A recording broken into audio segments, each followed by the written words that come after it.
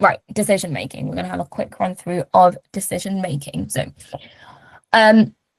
decision making is a completely different subsection to verbal reasoning. You have to approach it in a much different way. So the overview of decision making is that you're assessing your problem solving and critical thinking skills. You have to be able to interpret text, charts, graphs, and diagrams to reach conclusions. And there's a lot of different types of questions on it, but the most common is the drag and drop conclusions and the best argument. You get slightly more time for decision making, so you get 35 questions in 37 minutes, but usually that's because it takes a bit longer to actually understand and interpret the information that they've given you for decision making. So there's been format changes and resource priorities. So the decision-making subtask now has 35 questions worth 47, no longer 29. So they've increased it because they got rid of the abstract reasoning. Avoid outdated books and prioritize the official UCAT website. So you still can use the old resources for decision-making because you're still getting a hang of the same questions. But when you're thinking about that last month before your exam, it would be better to do updated resources so that you know exactly how to expect the questions that you're going to get. But outdated resources are sometimes still useful for getting a hang on approaching the questions. Okay, so these are some of the different types of questions that you're going to get in decision making. So you're going to get syllogisms, which are usually logic based with a short text. So what they'll give you a short text and it will be something like the monkey example that I used earlier, such as monkeys can dance and also eat bananas, but they can't eat bananas when they dance. Something like that. And then they'll ask you like true false questions after that, and you have to make inferences from it. And those are quite tricky because they're quite like word problemy. Like your brain gets a bit twisted when you think about them. But once you get into the hang of like logically laying out the information, you should be able to approach them a bit better. And the other types you have are interpreting data. So you've got analyzing data or text to make an inference or decision. This is usually visual and verbal. And then you've got logic puzzles, deduction of conclusion dependent on rules, which is 1 mark, Venn diagrams, probability, and arguments, usually choosing the strongest argument or sometimes even the weakest argument for a particular point. So the key strategies for decision making are to identify the type of question and then decide what the best plan of action is. So what that means is that if you've identified that it's a syllogism type of question, think about the fact that now you're going to have to lay out all the information that they've given you in that state logically to be able to get to the answer properly. Or if you've got a Venn diagram one, start maybe writing down how many like items are in each particular group in the Venn diagram so you can clearly see how to like draw it out on the whiteboard. Eliminate any incorrect options. I mean, that's true for all of the sections. If you know that some like options are wrong, immediately get rid of them so you don't even consider them. And you have about 1.5 minutes per question, so move on after that. Use your notebook for sketches, tables, and diagrams. Super useful for decision making because it's really good to visualize these questions. And then basic logic and probability. So Venn diagrams and basic probability you did at GCSEs. This is one thing that I would actually consider brushing up on before the UCAT because it is important to be able to analyze those questions quickly and effectively. And then never leave blanks, guess if needed. So start with the yes, no logic. So a lot of people said they skipped through decision making and did the yes, no logic questions first and then went back to the others. I found that a waste of time. I approached it like I just did one question after the other. And then when I didn't get a question, I flagged it and came back to it. But I didn't just skip questions if they weren't yes, no questions and come back to them. I would recommend going through all the questions. And if you can do them, do them. Don't spend more than 1.5 minutes. If you think they're too hard, then flag them and come back to them later. So that's specifically logic puzzles. They are more likely to be tricky. Arguments are quick and skip only if completely unclear, and tackle Venn diagrams and probably last bonus time. Like I said, I did all of them in sequential order because I didn't want to skip it and then have to come back to loads at the end. I only skipped the ones that I found hard.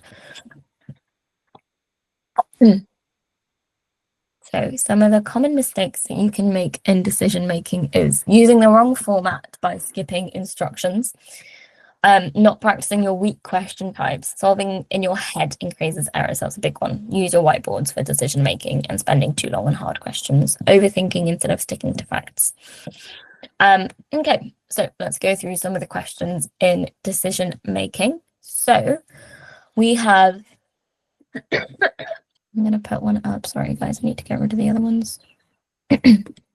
So actually, yeah, let me just put down yes, no, and we can discuss the first statement together. So for the first statement, is it yes or no? We've got 2006 good sticker restitution of 202 paintings is a binding decision made by the Dutch Ministry of Culture on a World War II restitution case between the heirs of Jacques Goodsticker and the agency in charge of that Dutch National Art Collection. The 202 paintings were originally seized during the German occupation, rediscovered after the war, and sent to the Dutch National Art Collection. Following the restitution case, these paintings were finally returned to their rightful heirs. The heirs promptly sold most of them, and the Institute Collectie Nederland bought back a few of them. How much marks would this question be? 1 mark. So each yes or no in that would be 1 mark. So the total amount for this set would be 5 marks. So the Dutch National Art Collection are not the rightful owners of any of the paintings. I'll give you guys a couple minutes. Do you gain a few points even if you get a few right on these questions? Yeah. Even if you get some wrong, it doesn't matter. You'll get your points correlate to how many questions that you get right in each set. So you should always answer all of them. Okay.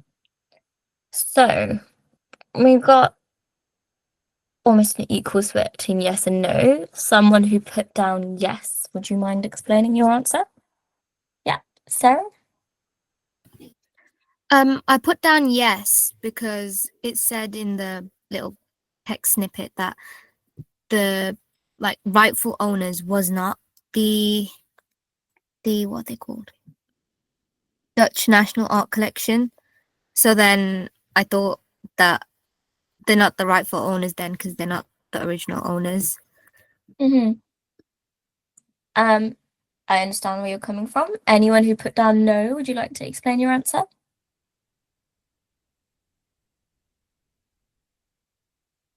Chima? So I put no because the Dutch National Art Collection is called the Institute Collectie Nederland, and it said that they bought back a few. So then, technically, if they bought it from the rightful owners, then they become the rightful owners of some of them. Okay, yeah, I'm see where you're coming from. So we've got arguments on both sides. Let's take a closer look at what it says here. So these paintings started off with in the Netherlands, didn't they? And then in World War II, they were seized during the German occupation. So they went to the Germans, and then they were rediscovered after the war and sent to the Dutch National Art Collection. Following the restitution case, the paintings were finally returned to their rightful heirs. The rightful heirs were then who? Jacques and Goodsticker. But then those heirs promptly sold most of them, and the Institute Collectie Nederland bought back a few of them. So the first statement says Dutch National Art Collection are not the rightful owners of any of the paintings. Well, they are the rightful owners, like you said, because they'd bought them back afterwards. So no, they are the rightful owners now. But if that statement had said the Dutch National Art Collection were not the rightful owners of any of the paintings after World War II, then that statement would have been correct, because at that point they hadn't been returned to their rightful heirs and then sold. Don't worry, Sarah, that was a very even split between yes and no. I completely understand why someone would put down yes, because it's quite tricky. But the reason why is in that last sentence where it says the Institute bought them back. So yeah, so they are the rightful owners of some of the paintings. So that statement is no. Okay, let's have a go at the second statement. The 2002 paintings originally seized during the German occupation belonged to the heirs of Jacques Goodsticker before they were seized. So let me put up a poll for that one. So I think we've had most of the votes. Once again, there's a pretty big split between no and yes. Anyone who popped down no, would you mind explaining why? Yeah, I might be totally wrong, but I'm leaning towards no because they didn't necessarily belong to the heirs of Jacques when they were originally seized. They're the rightful heirs of them now, but when they were originally taken, I don't know whether it actually belonged to them at that time, because maybe they weren't even alive. I don't know. Okay. And then anyone who popped down yes, do you want to let us, Alicia? I also, wait, can you hear me? Yeah. I also might be completely wrong. However, this was like my reasoning behind it. Okay, so the 202 paintings were originally seized during the German occupation, and then at the end it says, following the restitution case, these paintings were finally returned to their rightful heirs, and then the statement then says, belong to the heirs, and if those were the rightful heirs and they returned to them, I think therefore it might have been yes, because at the top it mentioned them as well. I think you're right, Alicia, in this case, because the statement, it was the restitution case between the heirs of Jacques Schuldsticker and the Dutch National Art Collection. So the paintings were seized, rediscovered after the war, and sent to the Dutch National Art Collection. Paintings were finally returned to their rightful heirs. So that statement is what's giving you the biggest clue, is that when they say they were finally returned to their rightful heirs, what inference you can make from that is that those paintings prior to the war then belonged to Jacques Schuldsticker and his heirs. Otherwise, you couldn't have made that inference. But Alicia, I think you're right there in saying that those paintings then must have belonged to the heirs prior to like the war. But yeah, but I understand why Natalia thought it was N. The thing with these questions is that like it's very hard to decide between yes or no because it's so specific in the wording. Okay, let's have a go at number 3. It was yes for number 2 because the paintings did belong to the heirs, and because you can tell when it says they were finally returned to the rightful heirs, and that's your clue. So yes. Alina, you've asked, this goes to the verbal reason section 2. What if you don't know the meaning of a word, either in the passage or answer options? Really good question. There's going to be a lot of words in there that you don't know because they like putting in quite elaborate articles. Best thing to do there is to read around that word and try and figure out what it might mean from the context. If it's not particularly relevant to any of the questions or the answers, just ignore it. That's all. In this case, I'm assuming you asked that question because there were words in here that you weren't sure of. Would you mind telling me what word it was that you weren't sure of, and we can essentially track back and try and figure out what it could mean if we didn't know the meaning of it? Only if you're comfortable.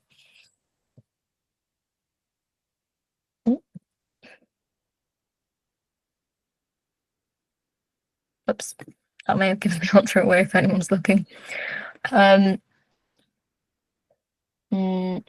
So rescinded. So where does it say rescinded in this passage? It says it. It doesn't. It says restitution. Schuldsticker restitution is a binding decision. Oh, it's in the 4th answer option, not the passage. Okay. The restitution decision made by the Dutch Ministry of Culture cannot be rescinded. Okay. So if you don't know what it means there, it's talking about that decision made by the Dutch Ministry of Culture about where the paintings go. And they've already made that decision. So it says cannot be rescinded. So what does that indicate to you? It probably means cannot be changed or cannot be taken back. Rescinded just means taken back and changed. That's all. Cannot be reversed. Yeah, basically. Okay, let's look at the poll. So anyone who popped down yes, do you want to tell us why you put down yes for number 3? Or no? Any of the options? Yeah, Alicia? I think it's no, because the statement says, well, I'm probably not right, but the statement says, we don't know who owned the 202 paintings before they were originally seized. And at the very end, it says the Institute Collective, I'm not quite sure how to say that, were bought back. And the word back sort of implies to me that originally they belonged to them. And in a way, the third statement is quite similar to the second statement, isn't it? So if you Yeah. voted yes for the second, it's probably going to be no for the third. Yeah, that's what I was And those two thinking are as quite well. linked. Yeah, exactly. Yeah. So for number 3, we do not know who owned the 202. If you voted yes for the second one, you're going to know that for the third one, it's the heirs who are going to have owned the 2002 paintings before they were originally seized. Anyone who voted yes, are you brave enough to tell us why you voted yes? You don't have to. And don't worry about getting it wrong. Again, it's a confusing question, but it's a good learning point to think about why it's not yes and maybe what went wrong in your thinking. Yeah, buzz it. Can you hear me? Mhm. So the reason why I picked yes was because it didn't specifically say like the people who owned it previously. It didn't specifically say that, so I was thinking potentially it might be someone else. We don't know. That's what I was thinking because it didn't specifically say it. Yeah, Yeah. and that's fair. But do you understand why it is no, or do you want us to go over it one more time? No, I understand now. It's just I need to look in like more in depth. That's the problem. Okay, yeah. But yeah, completely understandable that anyone could have made that mistake. Okay, so fourth statement, the restitution decision made by the Dutch Ministry of Culture cannot be rescinded. So we've discussed what rescinded means. Rescinded means taken back or changed. So let me pull up a poll and see what people think. So we've got 27 votes in, quite an even split. Anyone want to talk about their reasoning? Habiba? Hi, can you hear me? Yeah. Okay, so I picked no Mhm. because the only thing in the text that says about the Dutch Ministry of Culture is about that the art was handed to them, right? Mhm. And nothing else was said, so that's basically why I said no. Mhm. Anyone who voted yes? Thank you. So Sarah, Rahina, and Khalil, you've all got your hands up. I'm going to assume you're for no. Sarah, you've answered a couple. So Rahina, if you voted yes, would you like to tell us why? I put down yes because it Mhm. says it's in a binding decision, which means that it can't really be changed. So 2006 good sticker restitution of 202 paintings is a binding decision made by Dutch Ministry of Culture. Exactly. So that's what you had to spot there, is that in that first sentence, it says the 2006 good sticker restitution of 202 paintings. So that's the restitution decision, is a binding decision. Binding means cannot be changed, made by the Dutch Ministry of Culture. So that one wasn't really an inference question. It was more about spotting the right information in the text and then putting it down as the correct option. Okay, let's do the last one. Today, the 202 paintings are owned by at least 3 different people or groups. So, yes or no? Let me pop it all out. The correct answer was yes. It can't be rescinded or changed. It's a binding decision. Okay, so we've got 28 votes in. Healthy split between yes and no. Does anyone want to talk about why they voted yes or no? So, Khalil, you haven't answered before. Would you like to answer? Yeah, hello. Can you hear me? Yeah. Okay, so basically, I answered yes, and that's because it says that once they were returned to the rightful heirs, they sold most of them, so they could have, I guess, a few that they haven't sold, and also the Institute of, I guess, Netherlands bought back a few, so that's, I guess, 2 people that have, which are the heirs and the Institute, and then the third, I guess, could be the people that actually bought it. So that's kind of my thought process on that. Okay. And anyone who voted no? So, Teresa? I initially said yes, but then I changed it because I feel like it was an assumption.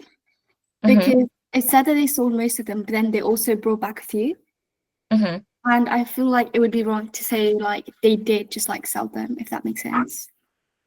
So, Cleo, I understand your reasoning, but Teresa's right. You've made a little bit of an assumption there where you've said they've got to be owned by at least 3 different groups of people. If that statement was they're owned by 2 different groups of people, it would have been true, because we've been told that the heirs promptly sold most of them and the Institute Collectie Nederland bought back a few of them. What we don't know there is whether the Institute just bought back all of the paintings that the heirs were selling is the issue.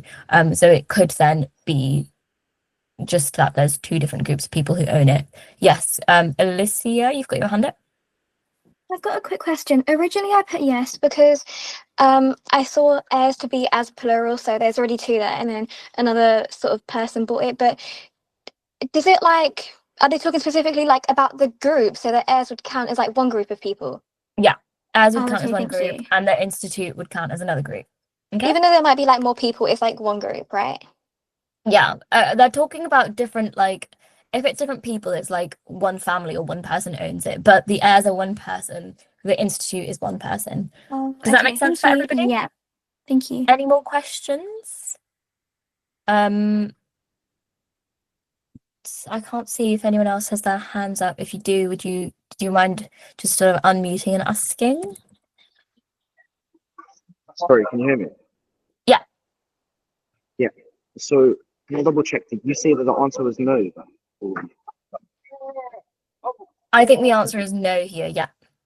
Yeah, well, I'm not trying to like debate against you. I'm just gonna like put my reasoning forward, and can you like Mhm. explain to me why it's wrong? So it says right that the heirs probably sold most of them. So they've sold most of them, meaning they must have kept some. But then it also says that Institute bought back a few of them. So if they only bought back a few and the heirs sold most of them, that means that the heirs have kept some, the few were bought by the Institute, and then the rest must have been bought by someone else, which is a third party. So surely that's 3 different groups because of the few and most. Yeah, actually, that's a really good reasoning point, and we don't have the answers up here, but I hadn't considered it that way. You make a really good point. How about I go away and check the answer for this one? But I will come back to you about these 2. Natai, if that was your reasoning, I didn't fully understand it.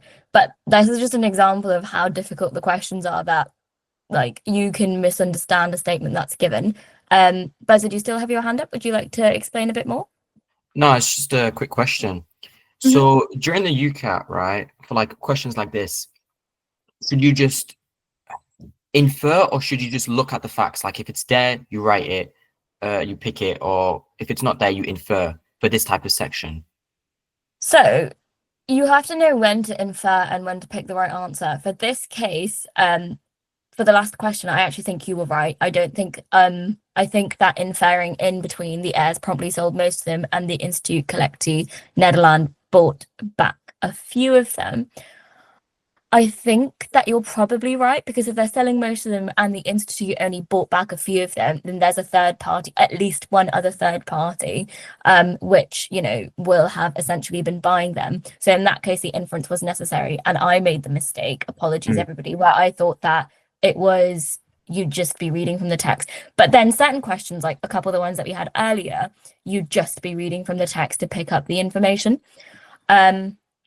So yeah, let's see what other people are saying. Text describe. Yeah, that's a really good point. Never thought of it like that.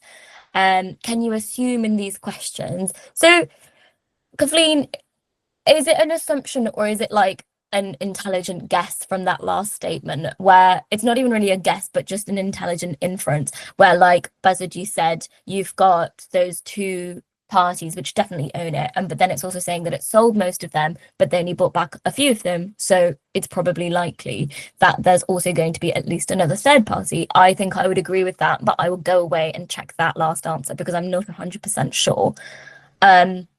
Alicia says if the institution bought them off the heirs, the quantity sold and received should be the same, not a sum and a few. Exactly. So yeah, you made a good point there that in some of the wording in that question, they should have said they've sold them to them instead of saying they sold quite a few and they only bought some. So I will go away and check that for you guys just to make sure that we've got the right answer. But like I said, this just goes to prove that sometimes doing these questions with lots of people is a good idea, because it's things that you won't spot, other people will spot, and you can learn from that. So thank you for that, Buzzard. Right. Hannah asks, skipping harder questions to go to the easier ones and then coming back if you have time. Yeah, that's always a good idea. Right.